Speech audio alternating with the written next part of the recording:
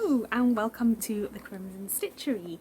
It's my birthday today and as promised I'm going to be doing a little garden tour. I haven't done a garden tour since July last year. And I'm doing that on the phone using a selfie stick that you guys actually bought me over on Ko-fi last time, so thank you very much for the equipment purchase, and also thank you to others who have bought me a birthday coffee as well. I'm having a lovely day. The weather is very changeable. It was just cloudy and grey and now I can feel the sun come out as I talk, so maybe that was very good timing. So yeah, we've done quite a bit of work in the garden since last July and it's still not quite finished. This is the third summer that we're having in this garden.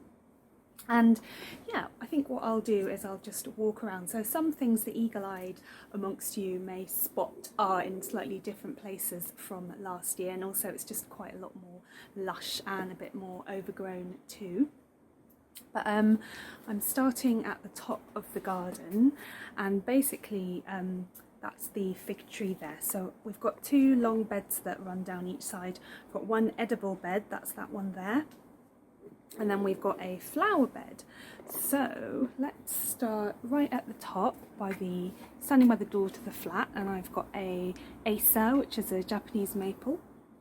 And I've got a fern, which is evergreen, so that's really nice. So we painted the fences black in order to make all the greenery of the plants and all the colours really pop out. That's looking down the flower bed. I've got all of my collection of Courgettes, quite a few of those. Lots of roses, English roses. This one is called Boscabelle. It's looking a little bit tired because it had been raining, but oh look, back here you can see there's another flush of flowers, and they're really gorgeous coral pink when they come out.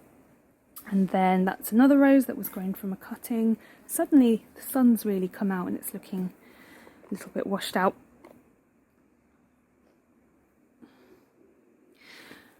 And then we've got all of these mirrors that we just randomly found in the property when we moved in. And then this one is very exciting. I think it's called Kokosima, and that's from my grandma. And then we've got an orange version of that there, and more random mirrors that we've put in, which is quite nice because they reflect the light. And then that's the passion flower vine. But again, this is the third year we've had it, so that's the passion flower there. And the flowers have only just come out. And then another rose. This one's called Gertrude Jekyll, and it's got an amazing smell.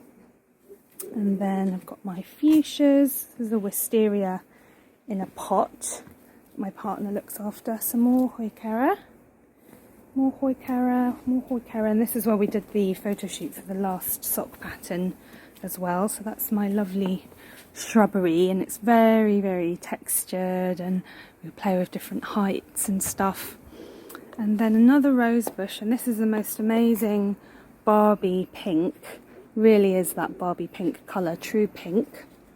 And again was grown from a cutting that my granddad made. He's really good at growing cuttings. So yeah, that's the flower bed coming along, and it's all looking very pink all of a sudden. There was definitely more varieties in colour, but I grew some annuals and seeds, but they didn't really come to very much. So my favourite kind of thing is evergreen plants and flowering shrubs. That's really my thing. And then here we've got a shed at the end of the garden, that's new. We sorted that out over the last few months, finished it off over lockdown. And I wanted a blue shed, but it was a bit too eye-catching. So what I did was I painted the side of the shed black so that it blended in a bit more with the fence. And again, I've been sorting all of that out through lockdown. And here we've got the end of the garden, junk corner. I think most gardens have junk corner. And that's a Fatsia tree shrub, which has got lovely shaped leaves. That again, that came with the flat. So when we got the flat, the whole of the back of the garden was crammed with trees. There was literally like every foot there was a tree, a fully grown tree, which is way too close for them. And yeah, they were doing crazy things. So we cut a lot of them down, and I'm replacing them slowly with shrubs. So yeah, where the shed was, that was just loads of trees. Fatsia was in the ground, so I've put that in the pot. Then we've got this bamboo that is so tall, that was more overgrown, so I've cut that back, but that makes lovely noises. And then we've got can you see? barbecue here, compost bin. We've got a Christmas tree that I got from Lidl, which is a discount supermarket. Christmas tree in a pot that's like twice the size. And then this one's a viburnum that's going to get a lot taller and also have fragrant flowers in January, so that's going to be really lovely. And then yeah, compost bin that I love because it just reduces your waste so much. And then through the washing lines we've got some sunflowers. We've got 3. They were planted by neighbour, given 3.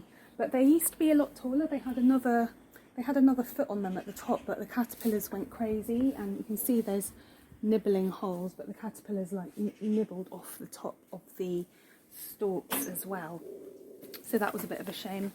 And then here we're getting to the edible patch on the other side. So here are the raspberries that are, yeah, over 5 foot tall, about 5.5 foot probably, because I'm wearing high heels. And then if I crouch down here, we've got some herbs that I grew from cuttings from other herbs.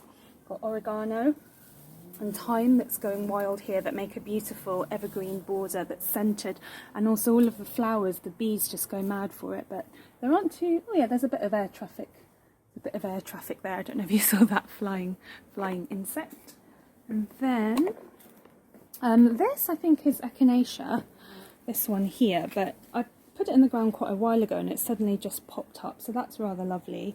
And I love how you see that, there's that mathematical puzzle for is it the golden spiral or golden ratio or something like that. Can't quite remember what it's called, but you really see that through the top of the flower, so that's really lovely. And again, very tall.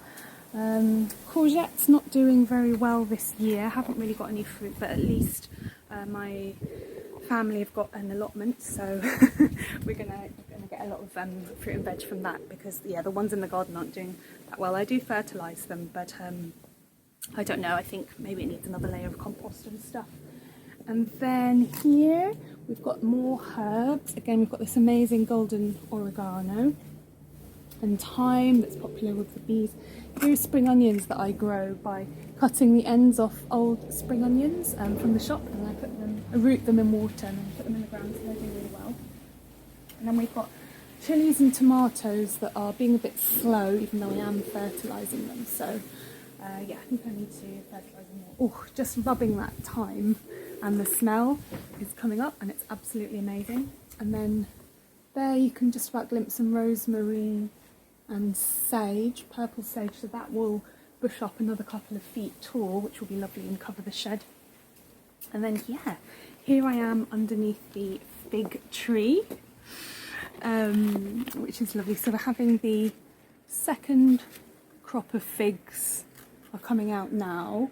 There's a few figs on the tree from the first crop, just touching them, but they still haven't softened, so it's a bit weird. So normally the first crop isn't successful, and then the second crop is normally ready by late October or even November, and I make fig chutney, which is really delicious. So yeah, I love this fig tree. So we used to have a shed here, well, the old people who had the property had the shed.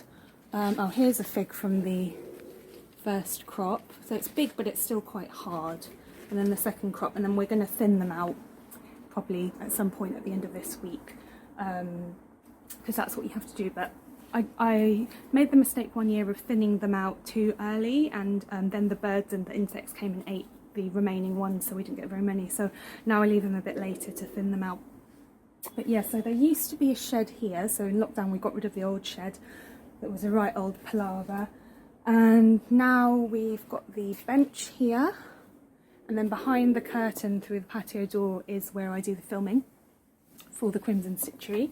And then now it's just a nice little seated area, rose in a pot. So this rose, it's going to have its second flush of flowers on this branch, so nothing to show for today, so that's not great.